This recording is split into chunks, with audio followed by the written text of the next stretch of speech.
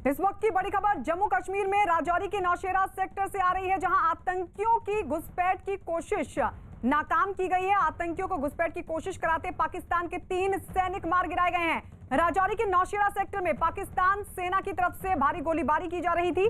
गोलीबारी की आड़ में नौशेरा के कंसिया इलाके में एक बड़ी घुसपैठ की भी कोशिश नाकाम कर दी गई, जिसे भारतीय सेना ने नाकाम किया। सुरक्षा बल ने जवाबी कार्रवाई करते हुए पाकिस्तान सेना की 4 चौकियों को तबाह कर दिया।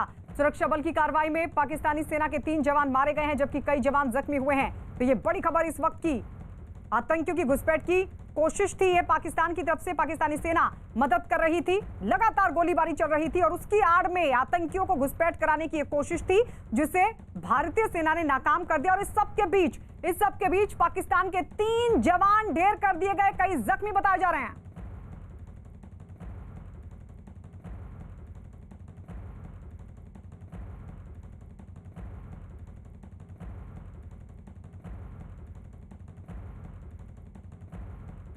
तो पाकिस्तान की एक और साजिश को कर दिया गया नाकाम। और इस सब के बीच हमारे साथ हमारे 2 सहयोगी जुड़ चुके हैं। पवन शर्मा जम्मू से हमारे साथ, रिफत अब्दुल्ला हमारे साथ जुड़ चुके हैं और साथ ही हमारे साथ वरिष्ठ पत्रकार शेष नारायण सिंह भी हमारे साथ जुड़ चुके हैं। पवन हमारे साथ है। पवन, अभी घुसपैठ की जो कोशिश नाकाम कर दी गई है, अभी वहां की स्थिति क्या बनी हुई है, क्या हालात? अब बिल्कुल देखिए, पाकिस्तान की तरफ से लगातार सीज फायर का उल्लंघन जो था वो राजौरी सेक्टर के नौशेरा इलाके में किया जा रहा था और वहां पर पाकिस्तान को भारतीय सेना का करारा जवाब मिला है और भारी नुकसान पाकिस्तान को उठाना पड़ा है। जिस तरह से पाकिस्तान लगातार सीज फायर का उल्लंघन कर रहा था, अभी जो खबरें मिली हैं 3 पाकिस्तानी सैनिक मारे गए हैं और लगभग 4 फॉरवर्ड पोस्टों को तबाह किया गया है, क्योंकि पाकिस्तान इसी इलाके में कल दोपहर से फायरिंग कर रहा था और बीती रात भी हैवी गोलाबारी जो थी वो गाँव के इलाकों में की गई। भारतीय सेना की चौकियों को टारगेट किया गया और भारतीय सेना ने आज तड़के पाकिस्तानी सेना को करारा जवाब दिया है, जिसमें 3 सैनिक उनके मारे गए हैं, कई सैनिक उनके घायल हुए हैं और 4 फॉरवर्ड पोस्टों को भी तबाह किया गया है, क्योंकि पाकिस्तान की तरफ से इसी इलाके को ज़्यादा टारगेट पिछले काफ़ी दिनों से किया जा रहा था और भारतीय सेना ने भी जवाबी कार्रवाई आज जो है पाकिस्तान को इसी इलाके में की है। जी ठीक है, रिफत आपके पास आते हुए आपको क्या जानकारी मिल पा रही है इस पूरे मामले के बारे में, क्योंकि 4 फॉरवर्ड पोस्ट पाकिस्तान की तबाह, 3 सैनिक ढेर। देखिए गायत्री, जिस तरीके से पवन शर्मा बता रहे थे कि इस बार राजौरी या पुंछ एरियाज में ही ज्यादा कोशिश होती है घुसपैठ कराने की, या मैं ये कहूं कि सीज फायर वायलेशन वहां पे ही ज्यादा होती है, क्योंकि कश्मीर के जो एलओसी के एरियाज हैं, चाहे गुरेज हो, उड़ी हो, केरन, करना, टंगड़ार, जितने भी एरियाज हैं, यहाँ पे तकरीबन 8 से 10 फीट बर्फ जो है एलओसी के इर्द गिर्द जो है गिरी है। तो यहाँ से अब घुसपैठ कराना लगभग नामुमकिन है। हालांकि अटेम्प्ट्स लगातार होते हैं लेकिन बहुत मुश्किल है। जिस तरीके से जबरदस्त बर्फबारी हुई, लेकिन पुंछ या राजौरी के एरियाज में बहुत कम बर्फबारी होती है कश्मीर के मुकाबले में, तो ये वजह हो सकती है कि उस पार से कोशिश होती है कि उसी एरिया में यानी जम्मू सूबे में घुसपैठ कराई जाए। जिस तरीके से पवन शर्मा ने बताया कि भारतीय सेना ने बहुत ज्यादा रिप्लाई जो है बिफिटिंग रिप्लाई दिया है और उसके बाद जो है बताया जा रहा है कि 3 सैनिक जो है, 3 आर्मी जवान जो है पाकिस्तान आर्मी के, वो मारे गए हैं और 4 बंकर जो है वो उड़ा दिए गए हैं। जी रिफत, शेष नारायण जो कि वरिष्ठ पत्रकार वो भी हमारे साथ हैं। शेष नारायण जी, आप इसे किस तरीके से देख रहे हैं, क्योंकि अभी रिफत बता रहे हैं कि सर्दियों में इस तरह की कोशिश होती है पाकिस्तान की, लेकिन भारतीय सेना की तरफ से करारा जवाब, 3 सैनिक ढेर, 4 फॉरवर्ड पोस्ट तबाह। अगर इनको ऐसे रोके रहेंगे, जो टेररिस्ट वहां से ट्रेन करके लोग भेजते हैं, यूके में जो ट्रेनिंग कैंप्स बनाए हैं, बालाकोट में आज कह रहे थे कोई मारा नहीं गया, कौआ मारा गया, 300 आदमी मारे गए, आज उन्हीं का एक अफसर बता रहा है। तो इस तरह की अगर इनके साथ कार्रवाई होती रहेगी तो फिर हिंदुस्तान में टेररिज्म को ये बढ़ावा नहीं दे पाएंगे। और दूसरी बात यह है कि वहां पर बाजवा जो उनका फौजी चीफ है और उनका जो प्राइम मिनिस्टर है वो क्या रतनगढ़ उसका नाम, जो क्रिकेट खेलता है, उसके खिलाफ पूरे देश में इस वक्त भयानक विद्रोह चल रहा है। तो उससे डाइवर्जन के लिए आज उनके अखबारों में, टेलीविजन चैनलों में ये खबर प्रमुखता से चला रहे होंगे। तो ये डाइवर्जनरी टैक्टिक्स है, इसलिए इनको वहीं पर रोक के जो फौज के हमारे जवानों ने जो काम किया है वो बहुत सही किया है और ये इनका टैक्टिक्स होती है। जब वहां पे मामला गड़बड़ होगा तो कश्मीर में कुछ गड़बड़ कराएंगे और कश्मीर में जब हम घुसने ही नहीं देंगे तो ये इनकी सरकार टाइम टाइम फिक्स हो जाएगी। इन 2 जो कुफ्र हैं इस वक्त तो पाकिस्तान के सर पे नाजिल हैं, इमरान खान और वो बाजवा, इनको खत्म करने का एक ही तरीका दुनिया के सामने है।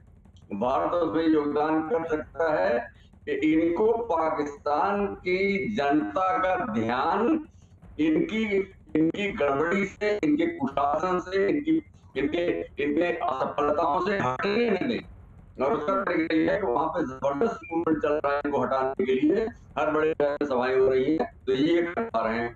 और ये फौज ने, हमारी फौज ने ये काम जो किया है भारत के हित में तो किया ही है, ये दुनिया में शांति के हित में भी ये काम किया है, बहुत जरूरी था, बहुत अच्छा। जी ठीक है शेष जी, लौटेंगे आपके पास। एक बार फिर से पवन के पास चलते हैं। पवन, पाकिस्तान अपनी हरकतों से बाज नहीं आ रहा है, वो लगातार सीज फायर का उल्लंघन कर रहा है। ऐसे में भारतीय जवान किस तरीके से उसका जवाब दे रहे हैं? देखिए, एक बड़ी घुसपैठ की कोशिश थी जो पाकिस्तान की तरफ से रची गई थी नौशहरा का, कलसियां, झंगड़, इन इलाकों में, ताकि उस पार से आतंकियों की घुसपैठ करवाकर यहाँ पर भेजा जा सके, और उसको विफल किया है भारतीय सेना ने। तड़के जिस तरह से वहाँ पर जो फायरिंग की आवाज़ें आई थी, उसके बाद लगातार भारतीय सेना ने उस घुसपैठ की कोशिश को नाकाम किया और पाकिस्तान के 3 सैनिक मारे गए। फिलहाल वहाँ पर फायरिंग बंद है, लेकिन पाकिस्तान की साइड में जो POK का इलाका है नौशहरा के उस पार का, वहाँ पर काफ़ी ज़्यादा भगदड़ आज सुबह भी देखी गई। जिस तरह से भारतीय सेना की जवाबी कार्रवाई थी, तो वहाँ पर पाकिस्तानी सेना जो है वो भी बुखलाई हुई है, क्योंकि भारतीय सेना जब भी जवाबी कार्रवाई करती है, वो चाहे रजौरी का इलाका हो या पुंछ का इलाका हो, तो पाकिस्तान को भारी खमियाजा वहाँ पर उठाना पड़ता है। ठीक है पवन, लौटेंगे आपके पास। रिफत भी हमारे साथ है। रिफत, यहाँ तो कोशिश नाकाम कर दी गई, लेकिन क्या आशंका वहां पर भी? देखिए, जिस तरीके से अभी हमने देखा 1989 से लेकर अब तक लगातार कोशिशें हो रही हैं घुसपैठ की, और काफ़ी सारे मिलिटेंट जो है वो इस पार आने में भी कामयाब हो गए। जिस तरीके से हाल ही में DGP ने भी बताया था कि उस पार से इस साल भी जो है, यानी 2020 में भी जो है काफ़ी सारे मिलिटेंट क्रॉस कर पाए, लेकिन काफ़ी सारे मिलिटेंट LOC पे मारे गए या उनके खिलाफ कार्रवाई हुई, और काफ़ी सारे मिलिटेंट जो है वापस जाने पे भी मजबूर हो गए। लेकिन सीज फायर वायलेशन जो है काफ़ी जगहों पे हुई। ये कहा जा सकता है कि पिछले 2-3 साल में सबसे ज़्यादा सीज फायर वायलेशन LOC पे हुई। हो सकता है कोशिश यही रहती हो कि उस पार से घुसपैठ कराया जाए, लेकिन लगातार ये कहा जा सकता है कि भारतीय सेना और पाकिस्तानी सेना आमने सामने है। LOC पे आईबॉल टू आईबॉल कांटेक्ट रहता है, और कोशिश रहती है भारतीय सेना की कि वहां पे विजिल बढ़ाया जाए। BSF भी लाइन ऑफ कंट्रोल पे या इंटरनेशनल बॉर्डर पे तैनात है। आपने देखा कि सांबा सेक्टर में भी कोशिशें हो रही थी घुसपैठ कराने की, और जिस तरीके से हाल ही में जो है कुछ मिलिटेंट मारे भी गए जिन्होंने घुसपैठ किया था जम्मू सूबे में। तो ये कहा जा सकता है कि न सिर्फ LOC पे बल्कि इंटरनेशनल बॉर्डर पे भी कोशिश हो रही है उस पार से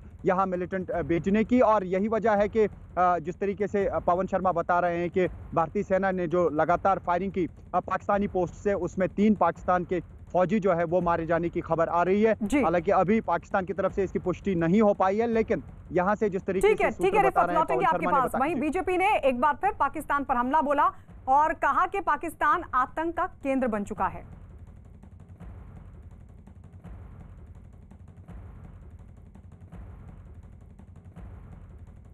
पाकिस्तान आतंकवाद का एक गढ़ बन चुका है, केंद्र बन चुका है, और बड़े से बड़े आतंकवादी वहां पर बड़े अपने आप को सुरक्षित महसूस करते हैं।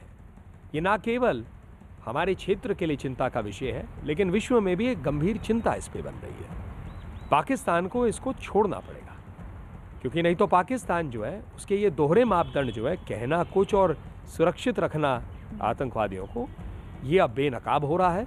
और दुनिया में अब देश के बाद देश चाह रहे हैं कि पाकिस्तान अपने शब्दों पर खड़ा रहे और आतंकवादियों के खिलाफ एक्शन ले।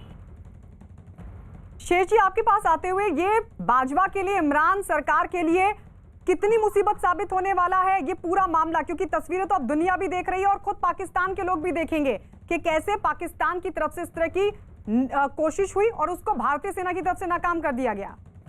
ये भारतीय सेना ने नाकाम करके बहुत उपकार किया है दुनिया पे, क्योंकि ये वहां से डाइवर्जन करने के लिए यहाँ पे भेज रहे हैं कि पाकिस्तान में कोई हड़बंग मचाए, और यहाँ कश्मीर में, और वो उनके लिए बहुत जरूरी है। पाकिस्तानी फौज के सर्वाइवल का सवाल। और भारत ने अगर इनकी घुसपैठ को रोके रखा है हिंदुस्तान में, जैसे इलेक्शन हो गए, असेंबली इलेक्शन भी हो जाए, तो शांतिपूर्ण कितने परसेंट वोट पड़े हैं। पीपल ऑफ कश्मीर बिल्कुल पाकिस्तान इलेक्शन का बायकॉट किया था, कोई नहीं शामिल होगा, सब शामिल हुए, ढंग की वोट जीत के आए।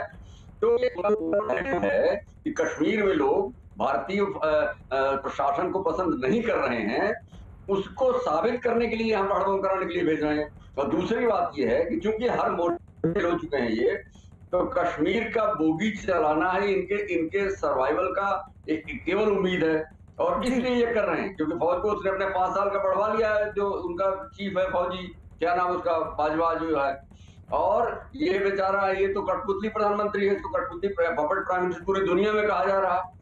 तो इन लोगों को वहां से अपने हटने के लिए केवल कश्मीर की बोगी इनका सहारा है, इसलिए ये इस तरह के सीज फायर करा के उनको यहाँ क्रॉस कराना चाहते हैं।